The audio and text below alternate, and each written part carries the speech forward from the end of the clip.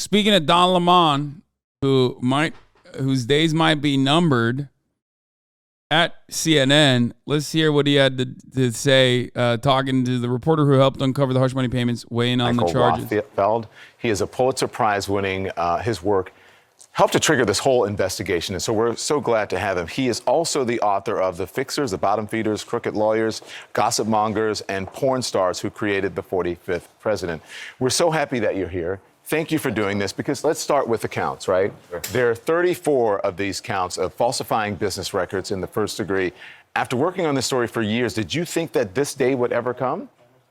Actually, no, because the federal authorities were investigating this. They charged Michael Cohen. Donald Trump was president. He couldn't be charged. And then, after he left office, it did not seem like it was going to happen. And then Alvin Bragg resuscitated the case. So I didn't think it was going to happen. And in the context that we have now, related to the invoices, relates to the checks that Cohen, relates to the ledger entries, did you know specifically or have some idea where this might go? Well, as my colleagues at the Times were reporting on what the grand jury was going to indict him for and what the DA was going to charge him with, we did know that it was going to be falsifying business records. And all of this scheme to repay Cohen and disguise the repayments for the Stormy Daniels payment as legal fees, that was known from the beginning. So well, let's go to the hush money. There it is right there. 3 hush money cases in the Trump indictment, the Sarah McDougal. But this is the checks that you were referencing there. These are, that's right. This is the evidence here, right? Right, and you can see that, Donald Trump signs these checks. Whoa. Don't touch the fucking TV. What is this?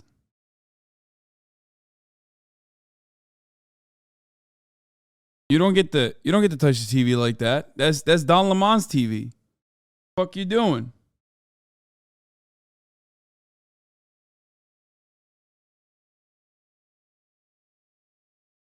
Only Don Lemon and what's the other one? Is it John King or Don King? Only they get to touch the TV. Himself. I mean, his signature is illegible. Some of the checks were signed by other people. I believe Alan Weisselberg, his CFO, may have signed some of them, or Donald Trump Jr. Right. But some of these, Michael Cohen says, were signed when Trump was in the White House. Yeah. There are people who are saying, well, even with this, the case isn't strong or what have you. Does that matter at this point? Because it does show that the former president was involved, that Weisselberg was involved, and there were others who were involved in this.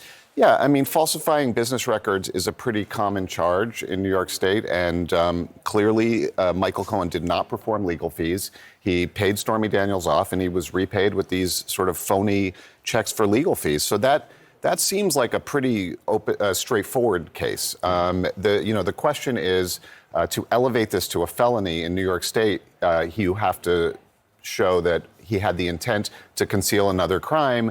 And that crime, Alvin Bragg yesterday suggested it could be a state or federal election law violation, some kind of a tax charge.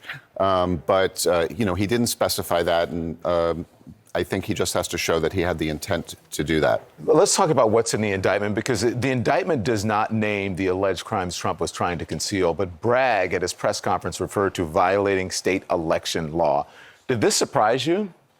No, because, the state or federal election law, we don't really know exactly what might be said at the trial, but the whole purpose of this alleged scheme was to influence the 2016 election for Donald Trump and to silence these women, Karen McDougal and Stormy Daniels. The indictment itself only deals with the Stormy Daniels repayment, but in this accompanying statement of facts, Alvin Bragg lays out this larger scheme of hush money payments to help Donald Trump during the 2016 election. Yeah, and these are all the 3 people who were believed to be involved in that. That's right. We understand what happened with Stormy Daniels. That was the $130,000. This was $150,000. Right.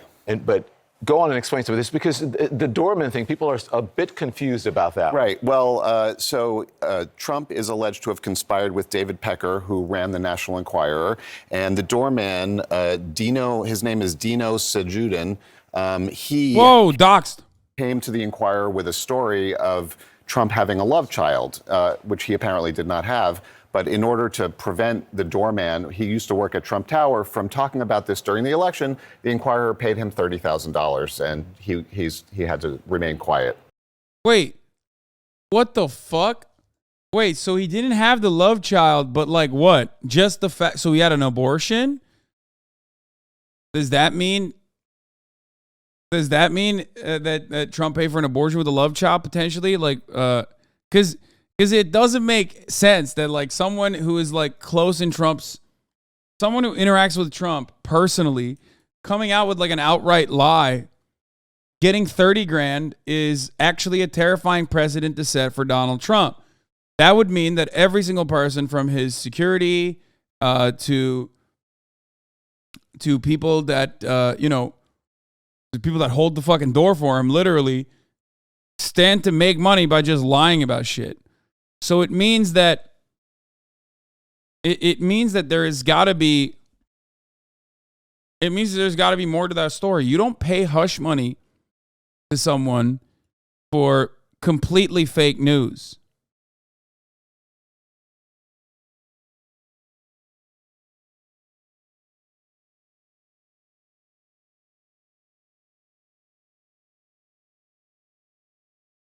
Does that make sense? Because if that was the case, then he would have to fucking pay everyone. Everyone and anyone around him could like come out with like some fake ass bullshit. Yes, you do, lol. Wait, really? But by the way, I love Twitch chat being like, no, that's clearly what you do. Source, I'm a mob boss. Like, how much experience do you have with hush money payments, man? Just got here. Trump had sex with a door guy. What if that was it, dude?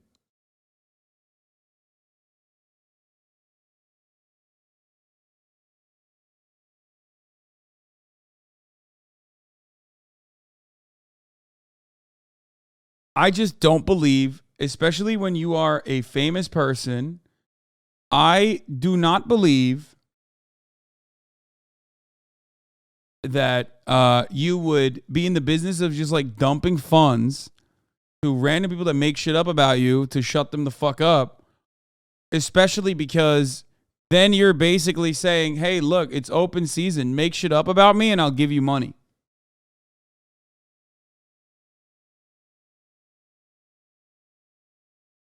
It's also weird because Trump doesn't even pay his contractors famously. Remember, Trump is notorious for not paying his contractors, and he's even notoriously tried to not pay Stormy Daniels the hush money, which is part of the reason why that was used as evidence against him to escalate his charges, to elevate his charges into a felony, because you can say that it's a felony if you're doing it for the purposes of hiding a crime during the election. Like, from an election law standpoint, the only way that this gets escalated to a felony when you're cooking the books is if you are doing it specifically as it pertains to your election and electoral outcomes. So him saying that he literally fucking did this, or he's so not in the business of paying people that he might actually get into legal trouble over this. We know that Trump is asexual. He had the doorman fuck Stormy and he watched. I do think he is asexual, by the way. My union and a couple others took him to court for Chicago Tower for failure to pay. It's not surprising. This is the least surprising thing I've ever heard.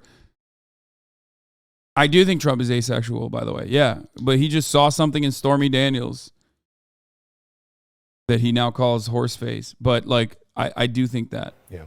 Let me, just before we go, as you've been watching all the coverage and the analysis here, is there something that we're missing? People are saying it's not a strong case. I don't understand. They're not listing an underlying crime. Are we missing anything with this? What would you like to point out?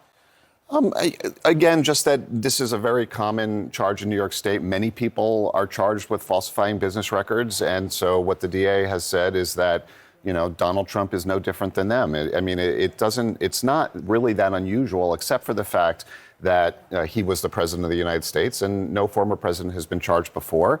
But, that doesn't necessarily make him immune to prosecution. Michael, thank you. I appreciate you joining us. Michael Rothfeld.